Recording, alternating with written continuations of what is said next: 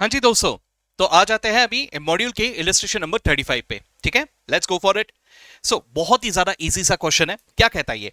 Baqar company manufactures two models of adding machines A and B. ठीक है भाई, जो भी डिटेल दिए वो दो प्रोडक्ट है हमारे पास। ठीक है, okay. The following production and sales data given to us, production as well as sales data. अब ये जो डेटा दिया है इसको एक साथ घूमने की जरूरत नहीं है, एक साथ कंफ्यूज होने की जरूरत नहीं है, आराम से देखना वन बाय वन। सबसे पहले अगर मुझे सेल्स बजट बनाना है, I need the number of units to be sold, I need the selling price, that's it. जरा देखो मुझे दिया है क्या? सर दिया है ना, expected sales volume and unit sale price, ये दोनों मुझे दिया हुआ है। बस सर मुझे करना क्या है, इन दोनों को मल्टीप्लाई कर देना है, दोनों प्रोडक्ट का सेल्स बजट बन गया। Simple, number of units to be sold multiplied by the selling price, that's it. इतना सा है सेल्स बजट। ठीक है, हाँ जी। तो मुझे इसको कैसे प्रेजेंट करना है? Presentation is up to you. जैसे यहां अगर आप देख रहे हो तो इन्होंने यहां ए और बी के बारे में कहा है, आप चाहो तो इसे ऐसे भी प्रेजेंट कर सकते हो, यहां ए यहां बी, उसके बाद एक एक करके डिटेल्स यहां पे लिखते हुए चलो।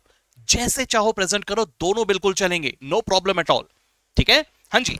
अब देखिए यहां पे इन्होंने जिस तरह से प्रेजेंट किया उसी तरह से अगर मैं आपको बताऊं तो इन्होंने सबसे पहले यूनिट्स लिखा, बजटेड यूनिट्स भाई यहां दिया हुआ है 7,500 और 5,000, copy paste multiplied by the selling price 75,120, copy paste, बस मल्टीप्लाई कर लो, आंसर आ गया।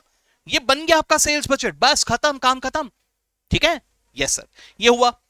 अब अगला आ जाता है प्रोडक्शन। ठीक है, प्रोडक्शन के लिए मैं आपको एक बहुत ही ज्यादा इजी वाला एक टेक्निक बता रहा हूं। इस टेक्निक को जरा ध्यान से देख लो आप लोग। ठीक है, देखो भाई, मैं यहां एक टी बना रहा हूं, ये टी बनाया।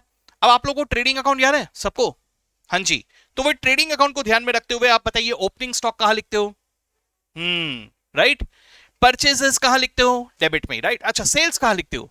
क्रेडिट में, वेरी गुड। अच्छा, क्लोजिंग स्टॉक कहां लिखते हो? क्रेडिट में, राइट। बस परचेज की जगह मैं यहां पे लिख देता हूं प्रोडक्शन, परचेज की जगह लिख दिया प्रोडक्शन। ठीक है, अब जरा समझने की कोशिश कीजिए। मुझे इस डिटेल को कैलकुलेट करना है as a balancing figure, production को कैलकुलेट करना है एज अ बैलेंसिंग फिगर। अब ये कैसे कैलकुलेट करूंगा जरा बताओ जरा? ये चारों में प्रोडक्शन को अगर मुझे बैलेंसिंग फिगर करके कैलकुलेट करना है तो क्या करना होगा मुझे?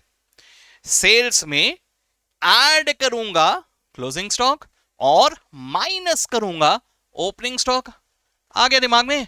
बन गया फॉर्मूला आपका प्रोडक्शन बजट का। This is what is production budget. सबसे पहले आपको लिखना है सेल्स, उसमें ऐड करना है क्या? द क्लोजिंग स्टॉक, और माइनस कर देना है ओपनिंग स्टॉक। आपको सिर्फ ट्रिक बता रहा हूं, अभी इसके लॉजिक में नहीं जा रहे हम लोग, है ना? तो इसी ट्रिक को ध्यान में रखते हुए let's make the production budget now. Sir कहना है कि मुझे इन दोनों प्रोडक्ट का सेल्स मालूम था, कहना है कि मुझे इन्होंने 30 जून का और 1 जून का इन्वेंट्री यानी क्लोजिंग स्टॉक और ओपनिंग स्टॉक ऑलरेडी क्वेश्चन में दे दिया है। That's it. सेल्स में क्लोजिंग स्टॉक को ऐड करो, ओपनिंग स्टॉक को माइनस करो, यू गॉट द प्रोडक्शन।